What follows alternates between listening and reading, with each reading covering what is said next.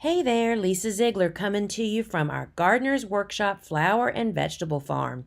Now, while this video is fast forwarded down to 1 minute, this job took me less than 5 minutes to eliminate all the baby weeds in this 80-foot bed of beans. Notice that I'm standing upright, and that's because of the design of our hoe. The sharp blade just slides through the top 1 to 2 inches of soil, taking out all those baby weeds, but not bringing up fresh weed seeds. Doing this job 2 to 3 times during the growing season exhausts the weed seed population as the plants grow, and you will be left with little to no weeds in your garden.